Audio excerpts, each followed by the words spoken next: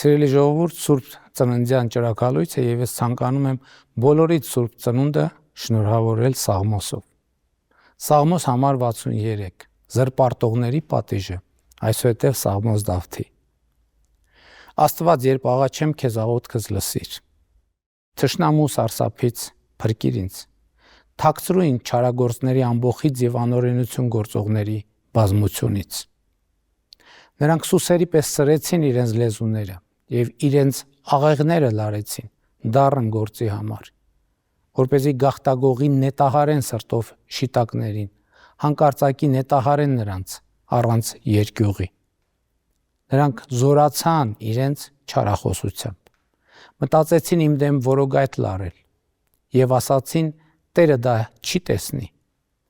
Անօրենություն փնտրեցին, հոգնեցին փնտրելուց եւ քննելուց։ Թող մարդ մերձենա իր սրտի խորությամբ եւ Աստված թող բարձր լինի։ Մանուկների նետարձակումները խոցեցին նրանց լեզուները տկարացան եւ բոլոր նրանց տեսնողները պիտի խռովվեն։ Բոլոր մարդիկ վախեցան եւ պատմեցին Աստծո գործերը եւ հասու դարձան